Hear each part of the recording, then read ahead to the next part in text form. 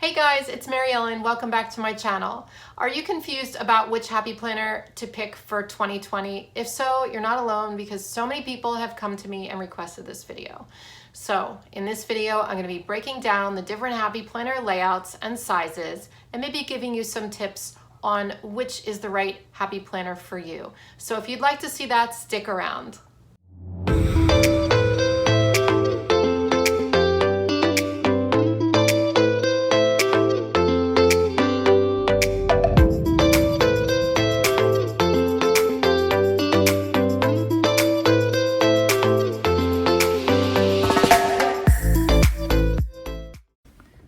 So here we are getting very close to 2020, and a lot of people right now are trying to choose the planner that's right for them in 2020. So this video, I'm going to be diving into all the different types of happy planner layouts and also the sizes and everything else to kind of give you a guide to help you choose what to do. I know it can be really overwhelming and confusing because there's so many products on the market now by the Happy Planner that it's crazy, but hopefully we can break it down for you. So let me just take these aside.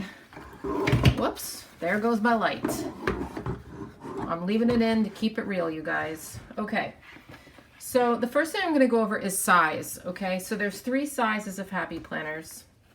Well, actually there's 4 sizes now if you include the Skinny Classic, which is like a half sheet notebook. But I'm just going to go over the 3 main sizes here. So we have the big happy planner, which is like your standard 8.5 by 11 sheet of paper.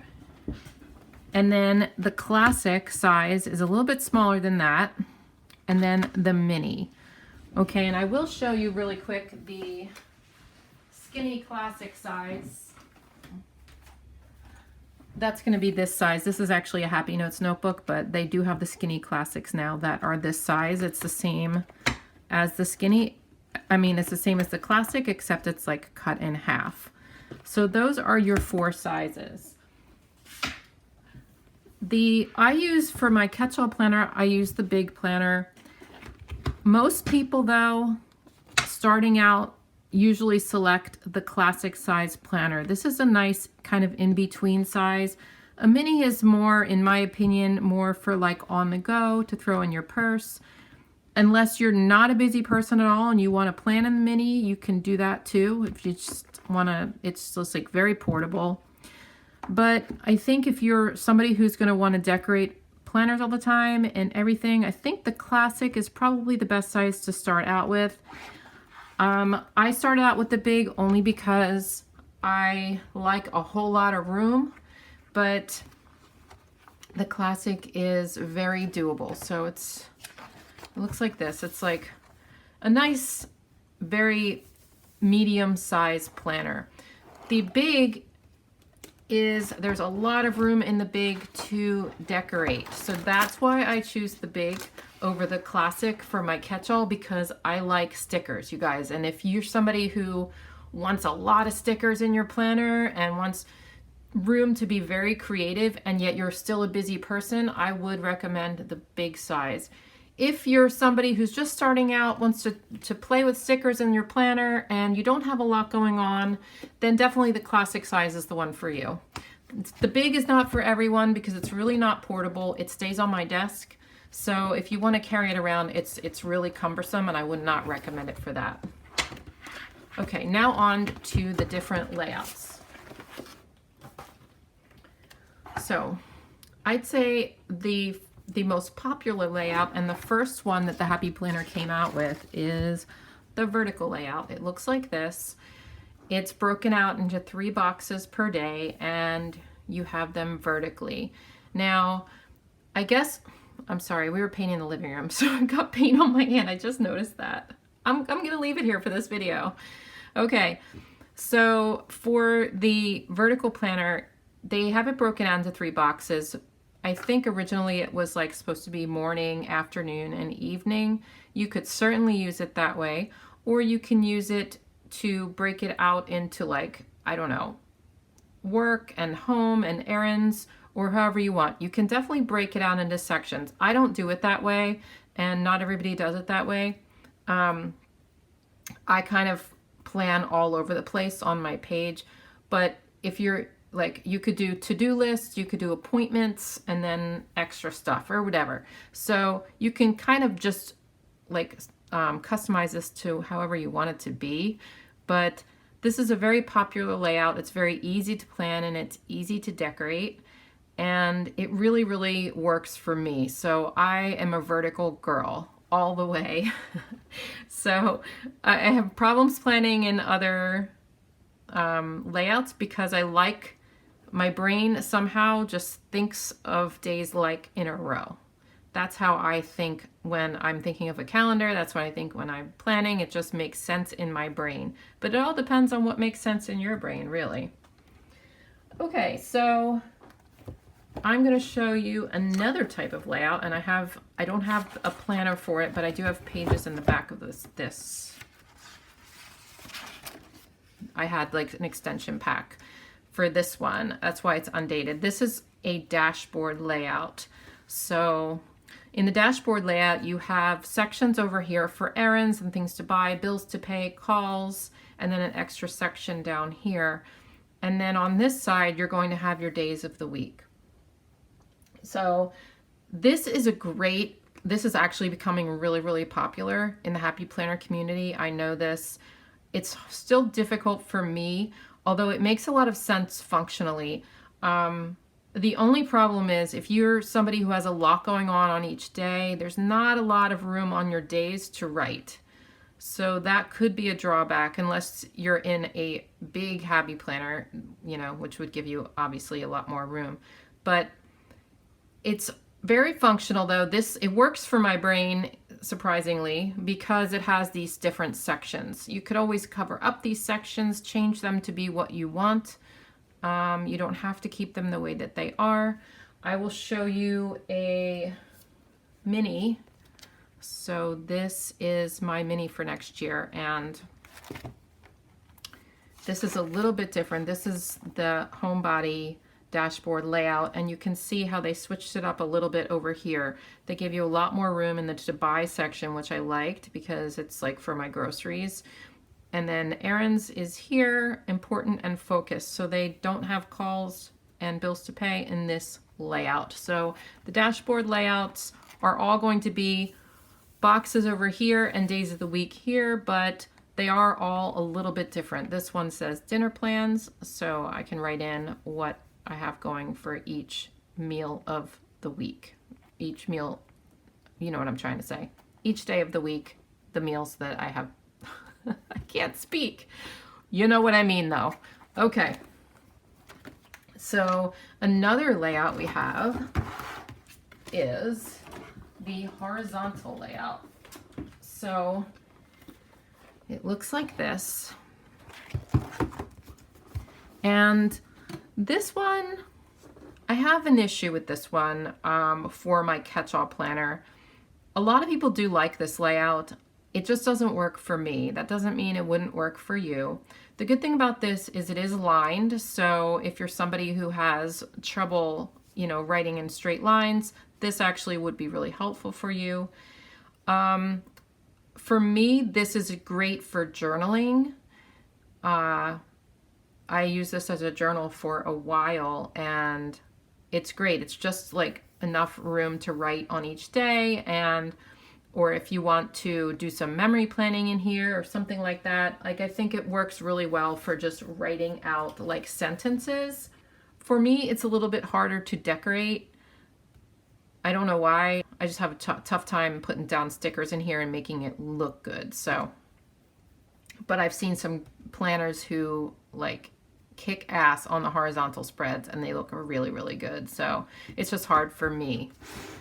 I don't have all of the planner layouts, but I'll tell you about the ones that I don't have. So the next one we have here is a student planner. So it looks like this. And this is great, obviously, if you're a student, because it's meant to be different subjects here. That's why they're shaded. And some people use this for a social media planner. So they break it out into different sections like Instagram, Facebook, whatever.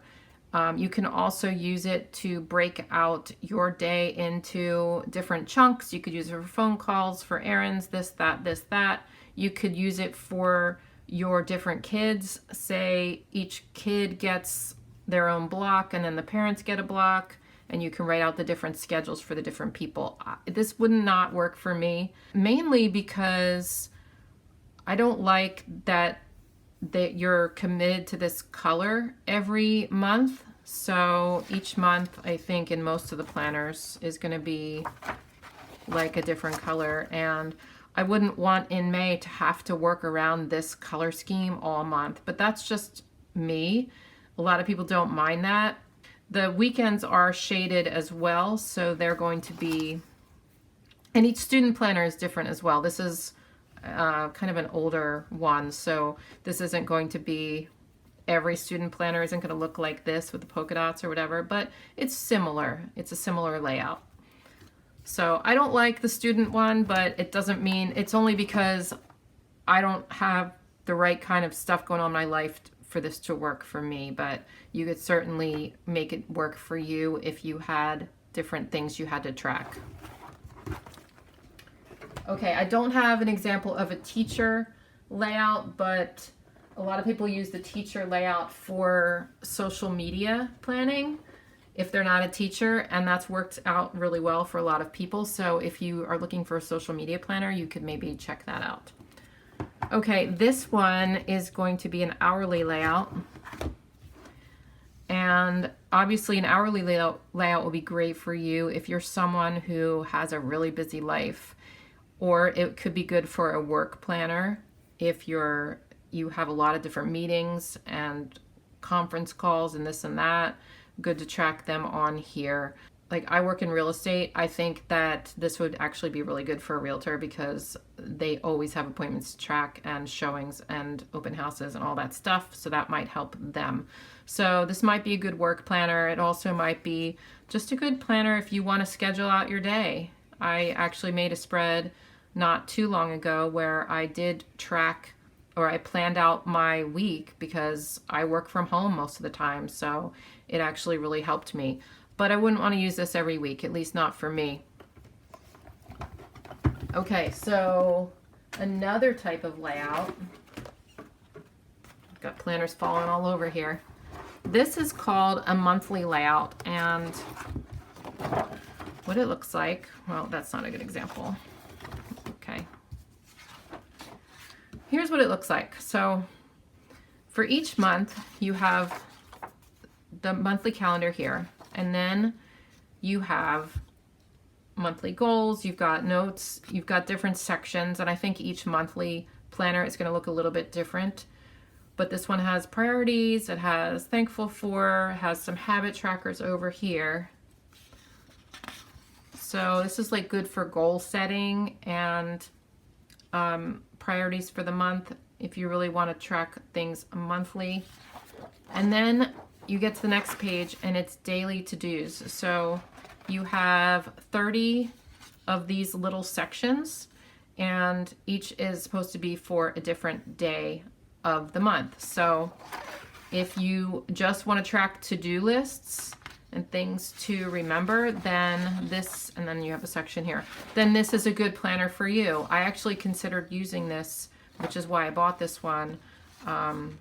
I really wanted to use this because I'm somebody who is huge on to-do lists and like brainstorming and stuff and brain dumps, but I just couldn't get myself to write in it because I'm already writing in my regular planner. So it was like, it was just too much. What I thought I would do at some point is maybe take these daily to-do lists out and put them in my regular catch-all planner.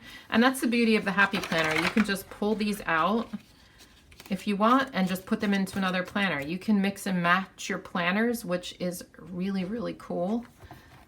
If you wanted to buy different parts of different planners and just put them together to like customize your own type of planner how you want it. Say you want some hourly sheets, but you also want to have to-do lists. You can combine these two planners. I mean, obviously you'd have to get a smaller size of this one, but you can combine these two planners and make it your own and put them all together. That's called Frankenplanning, and it's wonderful because you can do what you want. Okay, those are all the ones I have to show you. There also are a couple of new ones called Twin Loop, which is a coil bound planner, and a book bound planner, and those are only available in the classic sizes. You can find those on the Happy Planner website. And like I said, there is a skinny classic as well. And I know I'm probably forgetting some. Oh, I do have a couple more.